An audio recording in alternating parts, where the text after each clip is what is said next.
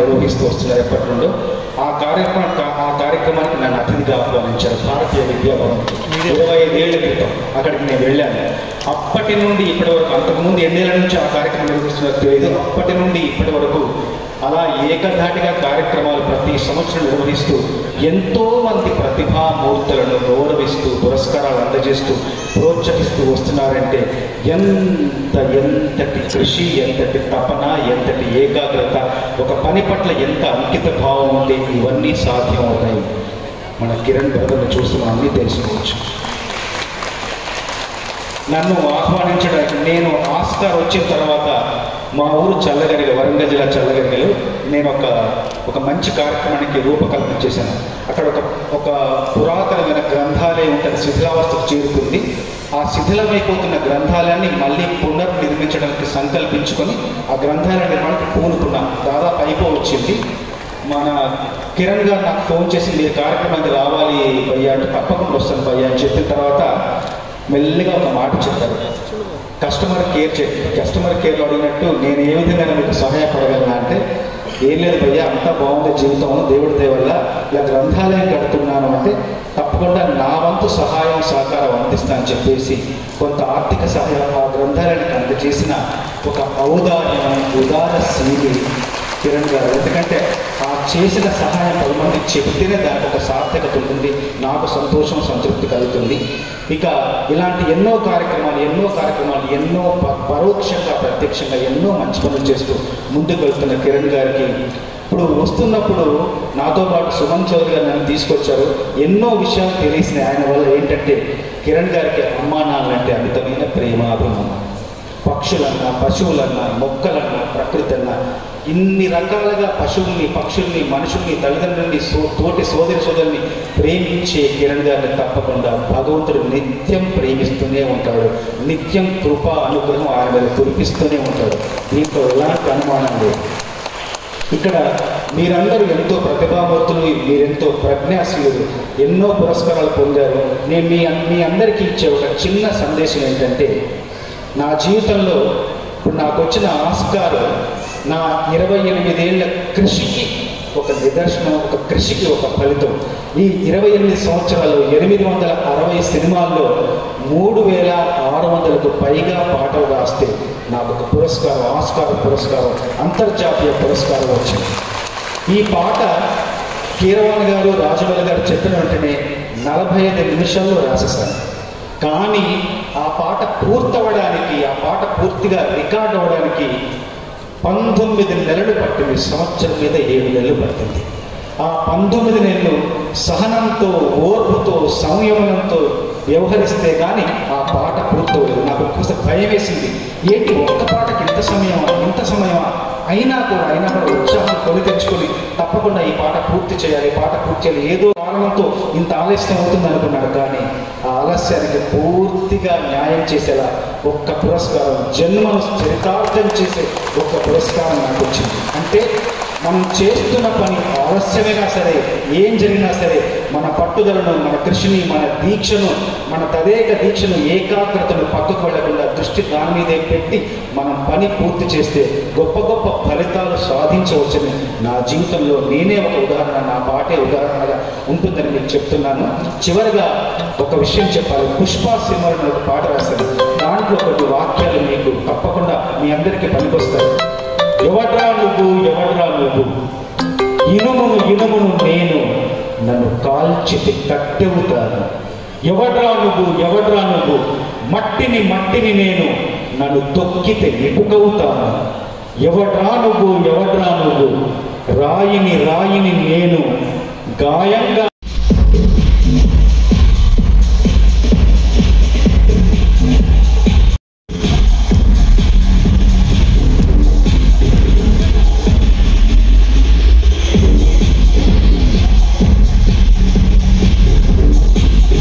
కూడా నేను కూడా పాల్గొనడం చాలాసార్లు జ్యోతి ప్రచురణం అనుకునేవాడిని. నారాయణ గారు ఒకసారి కరెక్ట్ చేశాను, నేను ప్రచురణం అనకూడదు అని చెప్పి. సో ఎవరన్నా ఇలాంటి తప్పులు ఉంటే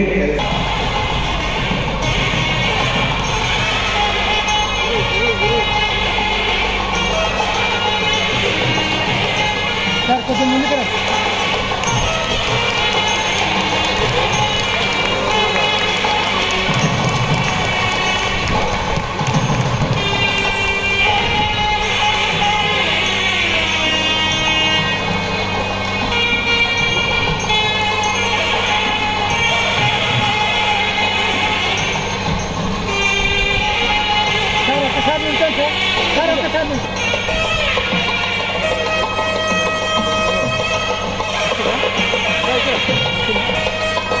okay sir.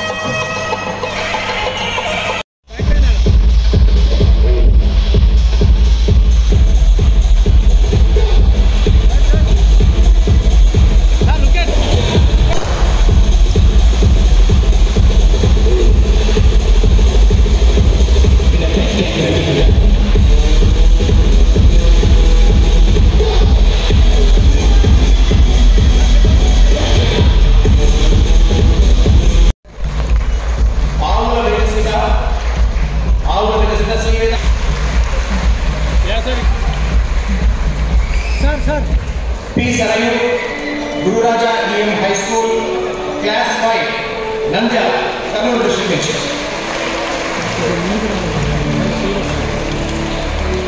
K. Devaharsha, Sri Sanjay School, Class 6, Tadipatri.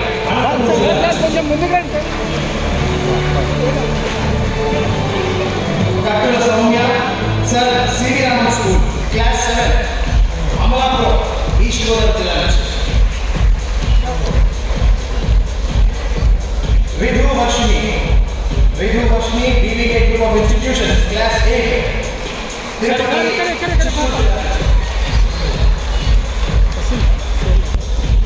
J. Sai, Sri Chaitanya Children's Academy, Class 9. Tirupati, Chittoor Jilla.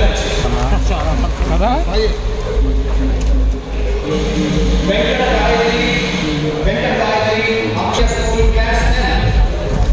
Srinagar Academy.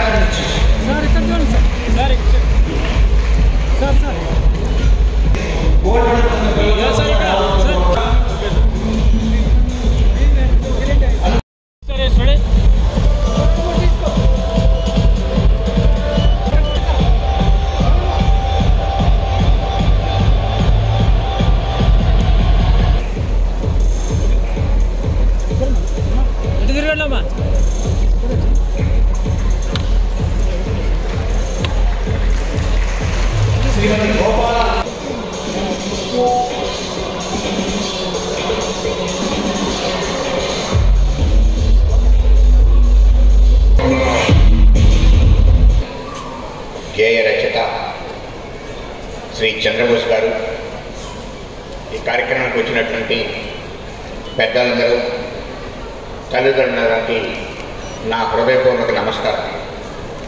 అలానే ఈ కార్యక్రమంలో sir CV Raman young genius award విజేతలు, ఈ కార్యక్రమంలో ఆ అవార్డ్స్ తీసుకునేటువంటి చిన్నపిల్లలందరూ కూడా నా శుభాభినందనలు, ఆశీర్వాదం.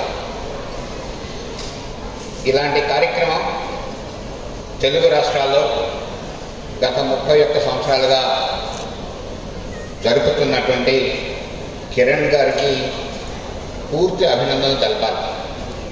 ఎందుకంటే ఈ తెలుగు రాష్ట్రాల్లో ఉన్నటువంటి ప్రతిభావంతులైనటువంటి విద్యార్థుల్ని గుర్తించి వాళ్ళకొక ఇన్స్పిరేషన్ ఇవ్వాలి, మరింతగా వాళ్ళు ఎదిగి గొప్ప విజయాలు సాధించాలి. అలానే వారిని తీర్చిదిద్దినటువంటి ఉపాధ్యాయులను కూడా గౌరవించి వారు మరింతగా శ్రద్ధగా మనఃపూర్వకంగా విద్యార్థులకి ఉపదేశించి వారిని ఒక మంచి విద్యార్థిగా తయారు చేయాలి అనేటువంటి సంకల్పం.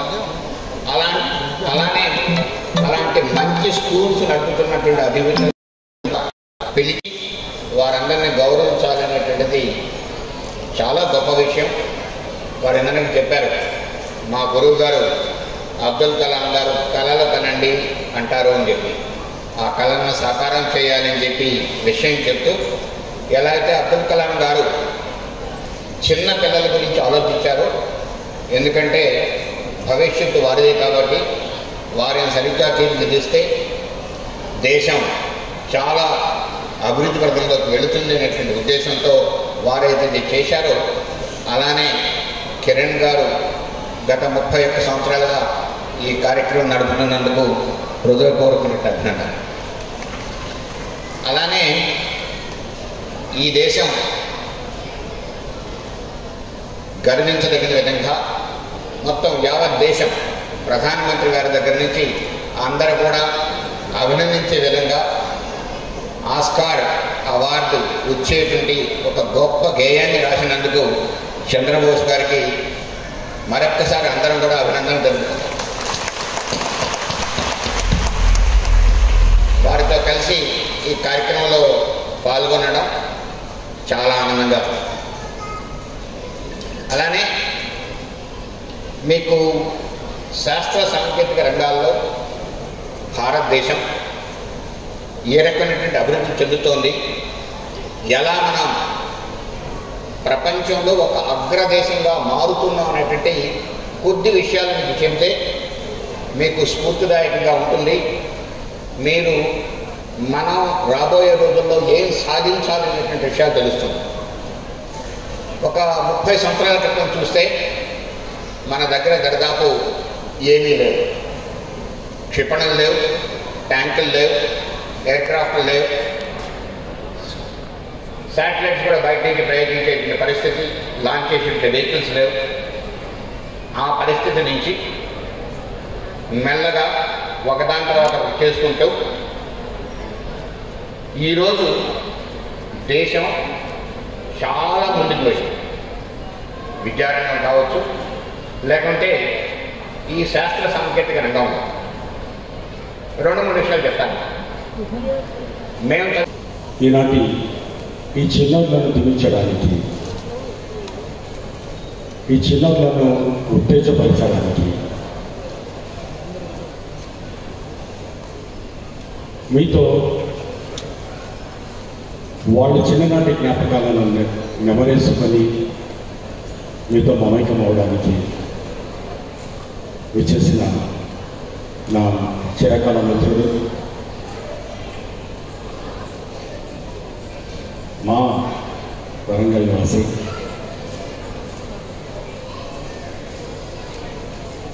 తన మిత్రుడిని అని చెప్పుకొని నేను గర్వంగా ఫీల్ అయ్యి నేను కూడా ఐడెంటిటీ కొన్నిసార్లు కొన్ని చోట్ల తెచ్చుకొని ప్రపంచవ్యాప్తంగా తెచ్చుకోవడానికి. ఎందుకంటున్నానంటే నేను రీసెంట్గా యూరోప్లో వెళ్ళినప్పుడు నేను హైదరాబాద్, తెలంగాణ అంటే ఎవరికి తెలియదు, అక్కడ సౌత్ ఏదో అని చెప్పాలి. అన్నిటికంటే చాలా ఈజీ రెఫరెన్స్ ఏంటంటే రీసెంట్గా ఆస్కార్ అవార్డు వచ్చింది కదా, వచ్చింది. అది ఎవరో తెలుసా, మా ఫ్రెండ్ది. నేను అదే సిటీలో ఉంటాను, అది అతను కూడా మా ఊరి అని చెప్పు, మా డిస్ట్రిక్ట్ అని చెప్పుకొని ఆ రకంగా రిలేట్ చేసుకొని కనెక్ట్ చేసుకొని కూడా ఐడెంటిటీ తెచ్చుకోవడానికి మాకు ఒక అవకాశం ఇచ్చినటువంటి చంద్రబోస్ గారికి, అలాగే నా మిత్రులందరికీ తెలుసు, నాతో ఉన్న వాళ్ళందరికీ తెలుసు, నేను ఇష్టపడే వ్యక్తుల్లో కార్యక్రమంలో 1,00,000 మంది స్టూడెంట్స్ దాదాపు రాశారు. 9,000 మంది. అందులో 450 మంది స్టూడెంట్స్లో ప్రతి క్లాస్లో 3rd క్లాస్ నుంచి 10th క్లాస్ వరకు first, second rankers, state ranks, gold medals, వాళ్ళకి స్కాలర్షిప్స్ తోటి, అవార్డ్స్ తోటి ఈరోజు ఇక్కడ సత్యసాయి గ్రామంలో ఈరోజున ఫెలిసిటేట్ చేయడం జరిగింది. సో ఈ రోజున జరిగినటువంటి ఫంక్షన్కి, ఈ రోజున జరిగిన ఇలాంటి అవార్డ్స్ ఫంక్షన్కి మన ఆస్కార్ అవార్డు అతిథిగా సుభాష్ చంద్రబోస్ గారు, అలాగే భారత రక్షణ రంగ ప్రతినిధి and adviser to the government of India Satish Reddy గారు, ఇద్దరు కూడా 2 నిష్ణాతులతో వాళ్ళని ఫెలిసిటేట్ చేసి ఈ రోజున అవార్డు ఇప్పించడం అనేది చాలా గర్వంగా ఫీల్ అవుతున్నాం. ఈ రోజున వచ్చినటువంటి 450 మంది ఈ అద్భుతమైనటువంటి చిన్నారులు ఈ రోజున మన భారతదేశానికి ఒక వన్నె తేవాలని, అంటే ఇన్స్పిరేషన్గా ఉండాలి, ఇన్స్పైర్ చేయాలి. ఒక చిన్న చిన్న మారుమూల పల్లెటూరులో వాళ్ళకి కూడా వాళ్ళ లోపల ప్రతిభ పాట వాళ్ళని వెలికి తీయాలన్న ఉద్దేశంతో స్విచ్ ఇండియా ఫౌండేషన్ ఇది ఒక యజ్ఞంలాగా జరుగుతుంది. అంటే మేమే ఓన్గా కండక్ట్ చేసేసి మనం జరగడం అనేది మేమే కండక్ట్ చేసేసి వాళ్ళను ఇక్కడికి తీసుకొచ్చి ఫెలిసిటేట్ చేయడం అనేది అబ్దుల్ కలాం గారి ఇన్స్పిరేషన్తో నేను స్టార్ట్ చేశాను. ఈరోజు వచ్చి తీసుకున్న వాళ్ళందరికీ కూడా అభినందనలు. ప్రతి వాళ్ళకు కూడా నేను చెప్పేటంటే మీ పిల్లలను ఒక బయటికి పంపించేటువంటి యంత్రాల్లాగా కాకుండా భారతదేశానికి పంపించేటువంటి ఒక ముద్దు బిడ్డల్లాగా మీరు తయారు చేయాలని కోరుకుంటూ జాగ్రత్త.